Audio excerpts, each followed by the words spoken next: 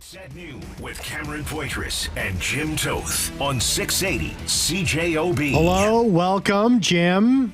How are things? How's life? How's life treating you? Good day. Good day. Greetings, salutations. Auf Wiedersehen. Wednesday. Hola. ¿Cómo estás? Guten Tag. Actually, auf Wiedersehen is goodbye, isn't it? Salut. Je m'appelle Jim. Hello. Yes, Wednesday. I feel good. Hey, the Stanley Cup Finals starts tonight. Have you been waiting? No, I haven't. I've not been waiting at all. You haven't been like, 2 more days. Yesterday you weren't, one more sleep. I actually enjoyed this week because it wasn't on. Wow, what'd you do? You got back to you. I got back to me. We'll discuss this before the show's over. But I'm not so interested in this one. Really? No. I don't. Panthers won. Paul Maurice's cup. Happy for them. The Oilers, they could fall into a black hole. I wouldn't care. I do not want them to win. If I would watch this, it would be a hate watch. I would be hate watching to see the Oilers lose. And it's unfortunate because I actually I like Leon Draisaitl.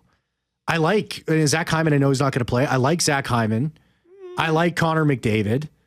I like members of that team. There's lots of guys on the Oilers I like.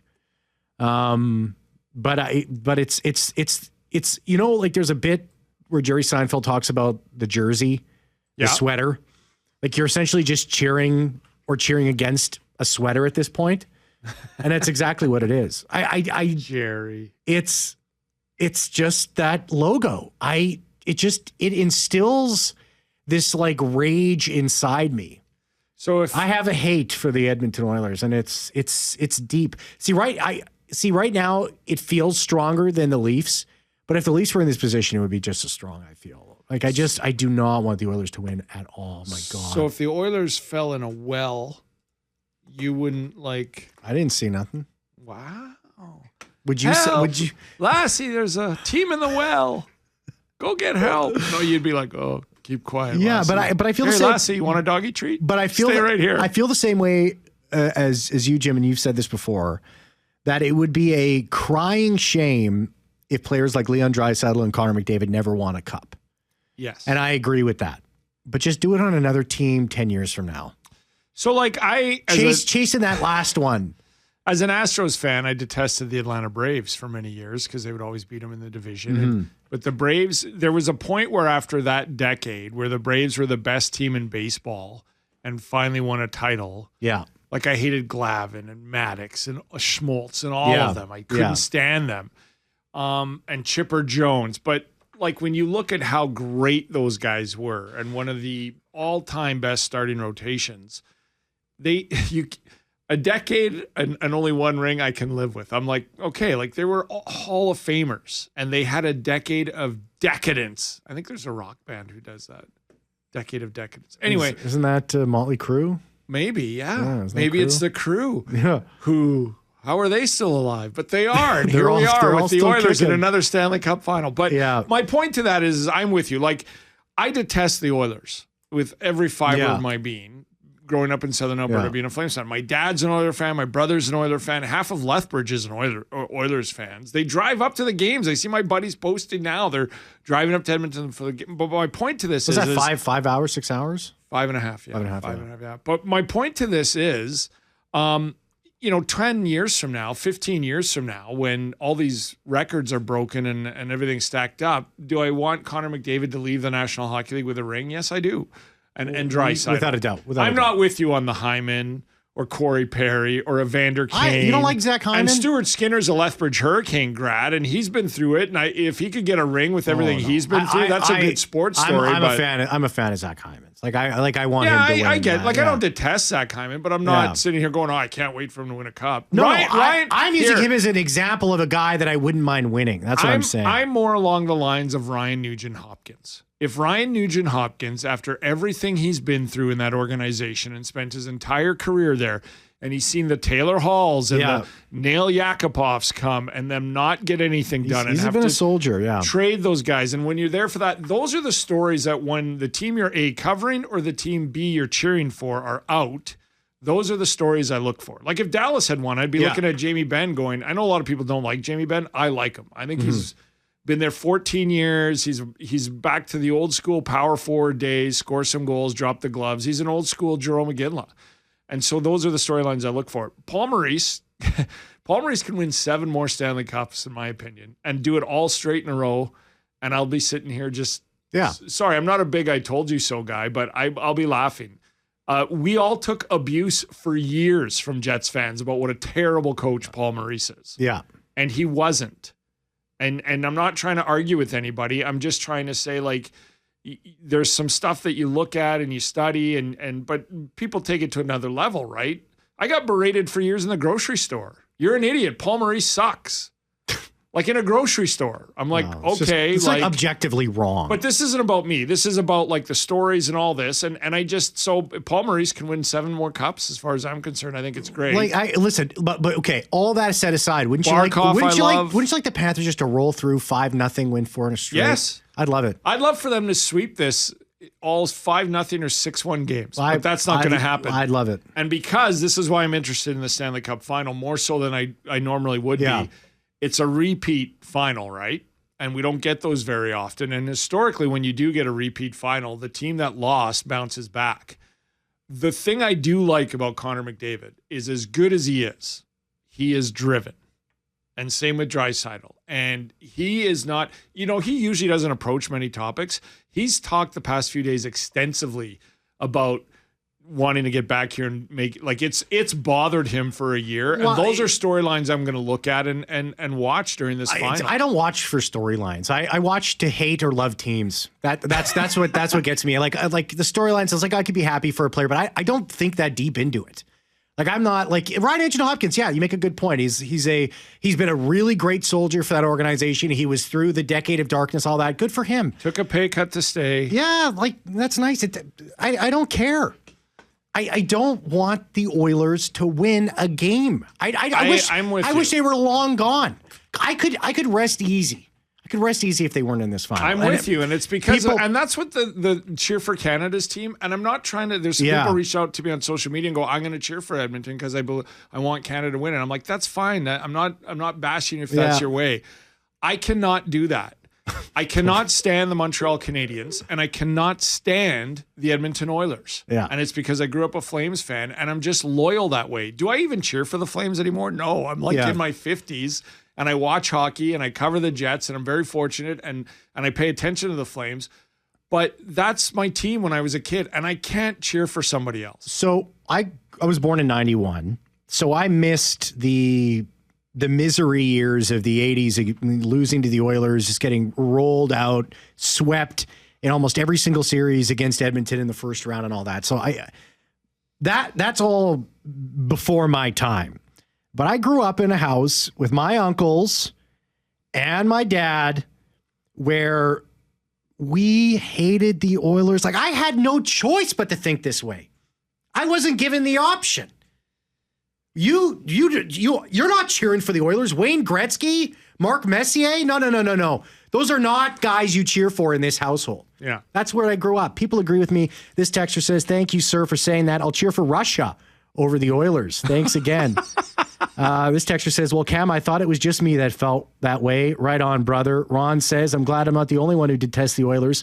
My hate is from the old days when Gretzky and the crew prevented us from getting to the Holy Grail. Go Maurice.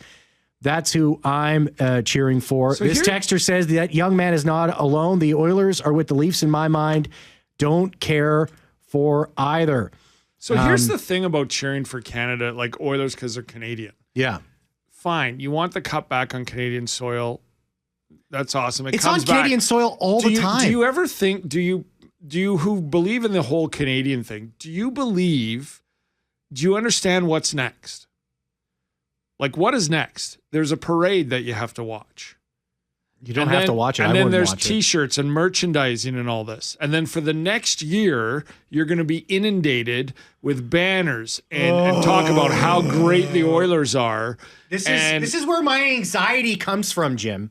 Like, what are you going to hear when the Oilers come to town next year if you're a Jets fan and you're cheering for them? Here come the Stanley Cup champions. This is exactly Thursday night, 7:00. This is exactly what I'm talking about. And that's why I'm just like, that banner never goes away. It's up there forever. Ever. It is never gone. Yeah. The world can be destroyed tomorrow, and the Oilers would have still won the Stanley Cup in 2025. That doesn't sit right with Cameron Poitras, Jim Toth. I don't think we think past that, right? We think, it'd be great if it's back in Canada. And then you're like, well, here's the parade, and here's the T-shirts, and here come the Stanley Cup champions. Rick says, if you cheer for the Oilers, you must have fallen off the stupid tree and hit your head on every branch on the way down. Well, I'm not going to go that far. They're not stupid. People want to cheer for Canada. They cheer for Canada. I get it. But Scott says, I hate the Oilers, but I must say the only reason I'm sort of cheering for them is so I don't have to see the Bettman fixing the playoffs for us. Scott, I don't know about the fixing the playoffs. I don't believe. But don't you like Sasha Barkov, one of the best players in the league, in Florida for many years, wallowing away? What about Nate Schmidt? I thought we'd at least have some people coming in. Yeah, Nate Schmidt. What about Nate Schmidt? Do you want Nate Schmidt to win a Stanley Cup? I do. I do want him to win a Stanley Cup. Darren says, preach, boys. I will die with a smile on my face knowing I never cheered for the Oilers one day in my life. Yeah, I thought we'd get at least somebody come in and no, I'm going for the Oilers. Not a single. We've had 20 text messages. Not a single person for the Oilers. When I lived in Northern Alberta, I used to go to the odd Oiler game once in a while. And I would my buddy was an Oiler fan. My roommate would be like, "You gonna wear that Bears hoodie to a hockey game?" I'm like, "Yeah, that's right." I didn't wear no Oiler. Tara, why don't you buy a T-shirt? Cam and Jim, buy a T-shirt of what? An Oiler logo? Absolutely not. Oh God. Yeah. This texter says, hi, Cam and Jim. I agree 100%. I am cheering against the Oilers. Dave sends me a message on X. Says 100% on the same page with you. I can't stand the Oilers. Too much baggage from the 80s. I couldn't handle all the rhetoric if they won. David, this is the thing. I carry that same baggage from my predecessors, from the generation before me. It's like it was passed down to me. It's like an inheritance. It is. You talk about DNA. There's this argument that trauma will pass on to the generations beyond. And I 100% believe in that. I see it in my own family. And listen, the Jets losing to the Oilers, I don't think you could define that as a traumatic event. There's actual real trauma out there. Your hockey team losing, well, it sucks. I don't think it's horrible trauma that people go through every single day. But it's passed on to me. You think if the Flames went to the Stanley Cup Finals, somewhere Steve Smith would be like, I hope the cup comes back to Canada. Those Flames fans were great to me. I hope the cup comes back. And I'm not, again, if you want to cheer for that, I heard you on social media and I appreciate it. Hey, listen, it's a great thing to get involved in the series and all that, but I can't do that. I can't. Let's take a break. Let's come back. We're way over. We'll get some, listen, now we have some text messages coming in about the Oilers. I will read them, and I will not add my own commentary to them, but I'll read them when we come back. And then Tyson Rewucki is going to be joining us. NHL pensions. It got us thinking. Rasmus Kupari only had X amount of over 200 games in the NHL. 217. Is he going to get a little bit of a pension? Is he going to get a pension eventually when it's time to withdraw? We'll discuss that when we come back. Noon with Cameron Poitras and Jim Toth on 680 CJOB. So I promised I would do this. Give us a call. Boston Pizza, Jets at Noon hotline open 24/7, 204-780-6800. Dig into the new triple pep pizza and double trouble nachos available now only at Boston Pizza. Dick says, cheer for Bennett, Tkachuk, and Marchand. LOL. I'm cheering for McDavid and Nuge. Another texter says, I'm not cheering for the team. Look at Joe Thornton never getting his cup and how good he was. That's why I want one for those two. Cam and Jim, don't you want one of the greatest players of all time to cement his legacy with a cup? Mike, love or hate the Oilers, seeing McDavid and Draisaitl lift their much-deserved cup to propel them into true stardom. You can't deny that. No, I can't. That I cannot deny. Again, if it would be nice, it would be good for those guys to win a cup. There's no doubt. I cannot run away from that one. As much as I dislike the Oilers, I can't run away from that one. Yeah, if the Oilers and if McDavid and Draisaitl won, I wouldn't be devastated. It would be okay for them to win, but I don't want it. We'll be right back. More of your thoughts after this. Jets at Noon brought to you by Wash Method Car Wash, 690 St. Anne's Road. VIP take on the text line to win a VIP car wash from our good friends at Wash Method, 204-780-6868. We'll announce the winner later in the show. Coming at you live from the Boston Pizza studio. Try the new triple pep pizza only at Boston Pizza. I'll squeeze some more text messages on here. I don't like the Oilers. I was just saying Lauren McNabb, manager of Talk and Talent here at 680 CJOB. She came in and... Cam, you were shouting. And I was yelling. You were shouting. And I will say this. It is a sick, twisted part of my soul that hates the Oilers this much. During the decade of darkness, nothing made me happier. I would go on, I'd listen to Ched, I'd listen to the post-game shows as the fans became more and more unraveled. I was on the forums, just reading just the vitriol. I'm telling you, if there was one part of me that I would define as twisted. It's my dislike for this team. I wish I could take it out of me. I wish I could pull it out. Say, here you go, Jim. Take this away. But I can't. That's next level. It's ingrained in me. Peter, I'm fine with it, and this is why Peter. Yeah, it burns. It's like let it make you better. Yeah, Jim's just like I'm doing a show with a total psycho. Peter says. Peter says a bunch of babies holding a grudge from the 80s, question mark, exclamation mark. Connor McDavid is arguably one of the best hockey players in the world. He deserves a cup. If the Oilers could pull it off, it'd be the first time in 30 years a Canadian team wins.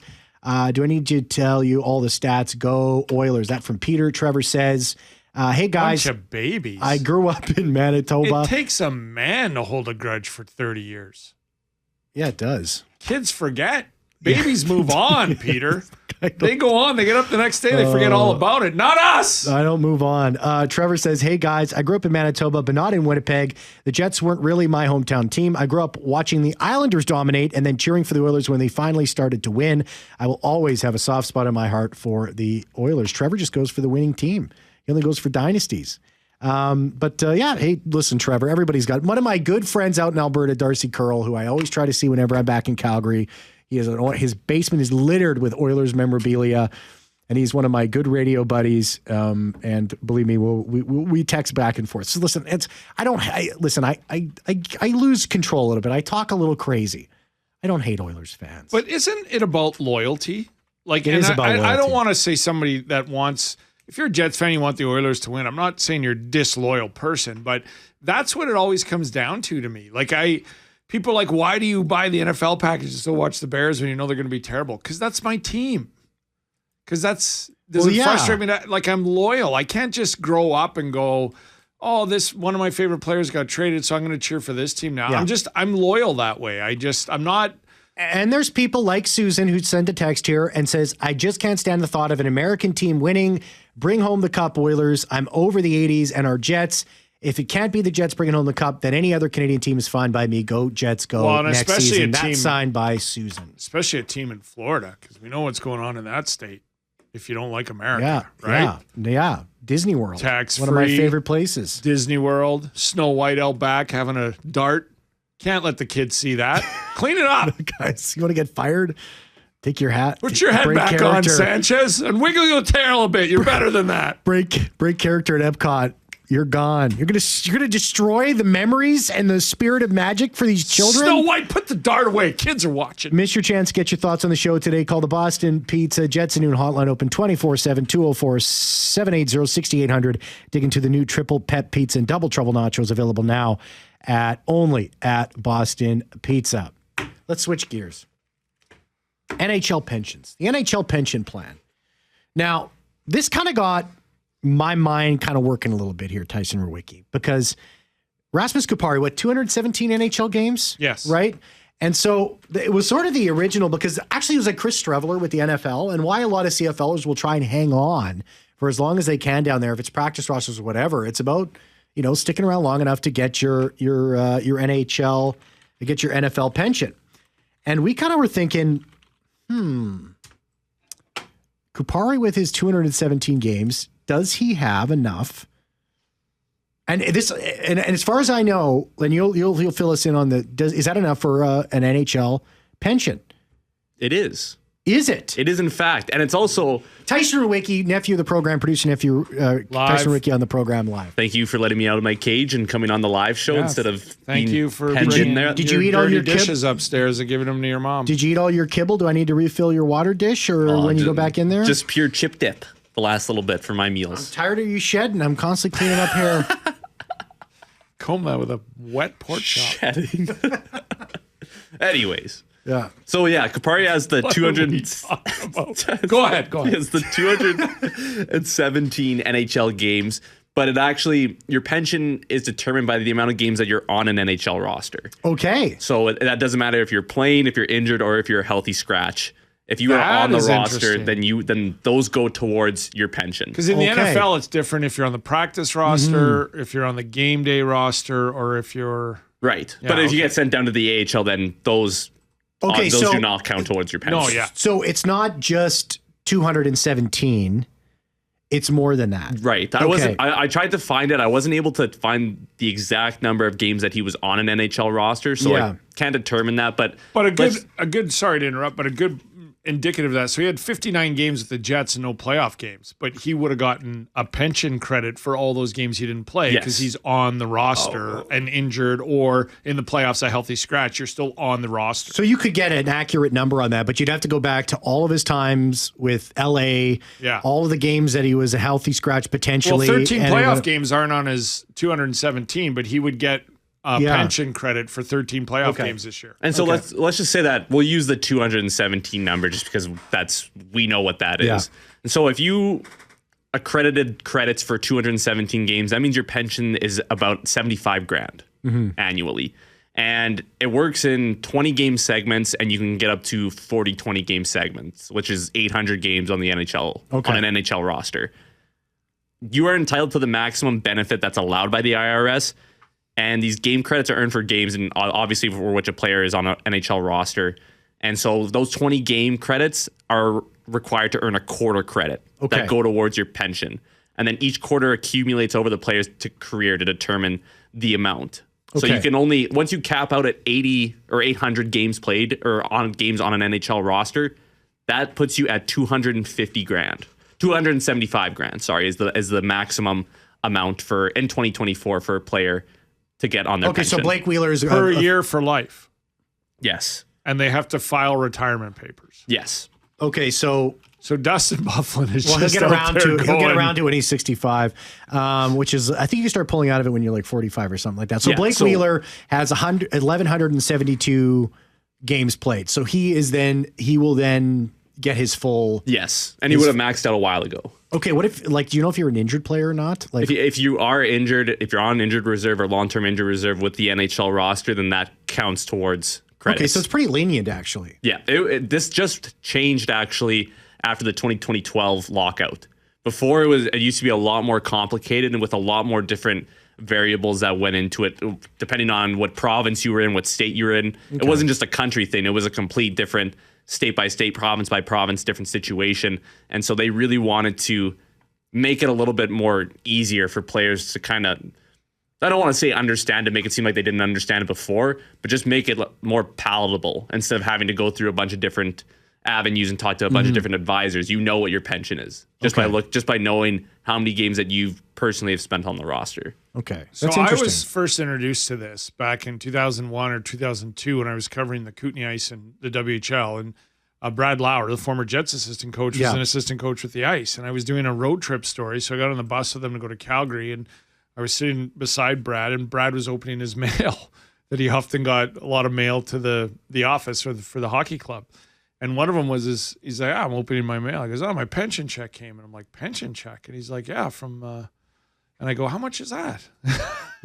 He's like, well, Jimbo, I'm not going to tell you that. And I'm like, fair enough. But anyways, the conversation was, so Brad Lauer is a guy who played 323 games in the National Hockey League. And I don't think the stipulation of healthy scratch or roster was there. I think you literally had to be in the game. You didn't have to play a minute, but you had to be on the bench or something per game. And he said at the time the minimum was, I think the maximum was 450 games. And the minimum to get like a pension was 354, and he was at 323. And he goes, that's why I kind of hung around so long in the IHL for 6 seasons after, because I wanted to get to 354. But I still think at the time he was getting 33 or 3,500 a month US. Okay. Just for playing 323 games. Now it's gone down a lot less. Like I think it was 500 and some to max, And then there was a one in between there at 400, but 354 was the one where you first started, and he was at 323. So the $3,000 or whatever was like, I think 1/6 or 1/2 of what he could be getting if he reached that first milestone, which he didn't. Okay. So that's, yeah, I mean, this is obviously something that's changed. And so like every 20 games, you're banking a quarter credit, and you can max out at, after 40 quarters, then you're essentially maxed out. You're maxed out. And I do want to mention, this comes from Tyson Strachan, great first name, by the way, but he's a former NHLer, and now he's an advisor that works with players with their pensions overall, and kind of advising on where to go post-retirement. And so you went right to the source. That's why you're such a good producer. You're a nephew of the show. You're a good guy. Thank you. And that's why I think the PA in the last bargaining agreement, changed this and made it a lot easier, because there'd be guys who, like their last year in the NHL, were around for 82 games, but only dressed 13 of them, and were constantly healthy scratched and just weren't getting the credit for it. Yeah, that's not their fault. They're still in an NHL roster. There were guys 12 games away from a pension and played 5 games. And the rest of the time they were injured, or they came back to play, get their 30 games in a season, and 20 games in, they tore their ACL and they were just out, right? Never reached. So I think the players fought to have that's why I think quarters and everything in it. What's the minimum amount? So what's the minimum amount of games? So you could play, you could play 5, and you could technically, I believe it's, if you get 1 quarter, it's $5,000. Okay, so it's actually scales like that. Yeah, so like if you play 20 games, then you would end up getting a pension from the NHL, but it would be $5,000. So over the course of an entire year. Yes. Okay. And a great conversation. I remember Doug Brown, I was telling you this. Doug Brown told me about this. He played, I think, 4 years in the NFL, but 3 total played, like on the roster. The rest was practice or something between Buffalo and Washington. But he was telling me years ago that, so the goal was you could start at 45, 55, and 65. And of course, it's not as much if you start early. But he said the goal of any ex-NFL player, including somebody like him, who only had a couple of years cup of coffee, was to get to 65, because it would go up, right? Like, and the difference was if you started drawing, like, I think it's something like, even for a guy of 4 years, it's $54,000 US as a pension. But if you drew early, it was 35 and then 45 or something like that. I don't quote me on those numbers, but it was around there and how it worked. And then that's why, like, Dave Dickinson was 3 games shy when San Diego cut him. When he went down to the States and was on San Diego's roster for 2, and teams do that, right? Like, teams literally with a game or 2 to go will cut you before your pension kicks in. Jeez. There is a pension calculator that you can look at online that kind of tells you. All you have to do is put in the amount of games played or games rostered, and then it'll tell you. Doug had some harrowing stories too. Like he said he knew guys that were 43 years old and homeless or living in a shelter, just waiting to get to 45 years old so they could collect that pension because they'd blown it all or lost everything or whatever. And he goes, it's just real sad. And that's what he was saying. My goal is to just, whatever I do after football, is make sure I don't draw on this pension till I'm 65. Now, I don't know if that's changed for him or not, but it's just a fascinating conversation on the tiers, how it works, and what you do post-career to maybe stave that off. Like, and I brought up Dustin Byfuglien because he hasn't filed retirement papers yet. So he's not collecting any of that. Or I mean, maybe he can by the time he reaches the age of whatever it is. I think it's 45? 45, yeah. I think you can start pulling out at 45. But then, of course, you get more if you can make it to 62. Yeah, so the goal is, I mean, I would think the goal is, especially in today, like it's different 30 years ago. Yeah. Like a guy like Brad Lauer, even though he's coaching and has a career and stuff, might have to draw on that compared to a guy who, like Corey Perry, will not have to draw on his pension. No. Blake Wheeler will not have to draw on his pension. They will when they get to 62. That's right. But there's no need at 50. Hopefully, if their lives don't go awry at 48, 49, go, oh man, I need to tap into this a little earlier. Thank you very much, Tyson. Great job. Thanks for having me, guys. Good job answering all my questions. What's the Jets at noon pension? Oh, we're still going through that. It is a hefty amount. After 5 years, you get 1 Reese's Peanut Butter Cup, 10 years 2, and then 3 you get the whole package. If you do 3 years on this show, it's a free triple pep from Boston Pizza and a car wash at Wash Method, 1 a year for the rest of your life. Jets at noon, brought to you Talk by to Andrew and Jesse about that. Brought to you by Wash Method Car Wash, 690 St. Anne's Road. We're going to give away that VIP car wash from my good friends at Wash Method, 204-780-6868. And then we coming at you live from the Boston Pizza Studio. Try the new Triple Pep Pizza only at Boston Pizza. Keith says, is Tyson going to be included in the handshake ceremony? Well, he's on the air. He was on the air. Well, you know what? Let's talk about that afterwards. Because Rod Brind'Amour had an answer. At noon with Cameron Poitras and Jim Toth on 680 CJOB. See, I'm not all hate. Hey, boys, Clint's here. I'm cheering Oilers because McJesus needs a cup and deserves one, best player ever. Oh, and I'm not a Jets fan. I'm a Flyers fan, LOL. So, see, there you go. The winner, they get a car wash, VIP cars from good friends at Wash Method. I'm not all about hate. Not all about hate. I can give. I'm a giving guy. Because you brought love to the program, we're sending you to Wash Method for some romance and some cleanliness. That's right. Did you see Rod Brind'Amour talking about Paul Maurice's comments about the handshake? No. Rod Brind'Amour said, yeah, it was hard in reference to Maurice asking him not, but I understand his viewpoint. He explained it to me. I wasn't expecting it, but I understood what he said and why. It is the players. Of course it is. Those guys are the ones who are battling out there, and we're just sitting there, not along for the ride, though we invest a ton into this. So I get his point. It's about the players. I guess my take on it now, sitting back on it and reflecting, we talk about gracious losing. And I've had some pretty impactful memories and moments in that line as a coach going through it. Even in this playoff run with the Devils, I had 4 or 5 guys that were Hurricanes, and I still think of them like that. So it meant something to me to go through it and shake their hands. For me, I'm not thinking about a TV moment. I get enough of that every time there's a penalty. So that's not it for me. I think moving forward, I'll probably go back because it's a sign of respect. So very well said. It's okay to, you're not in it for TV time. You're to go, hey, my former player, hey, I know of you. I really respect your game and you played well. What a battle. Congratulations. Yeah. I mean, that's what I think it is. Who do you have? I got Panthers in 6. Although I think the Oilers win. I think the Oilers win this in 6. And that's why I'm so upset. I'll take the Panthers in 6, but I have a bad feeling about this. Jeffrey Forche, thank you so much for doing a great job producing the show. Great crew tunes today, Forts. Thank you very much. We'll be back. See ya.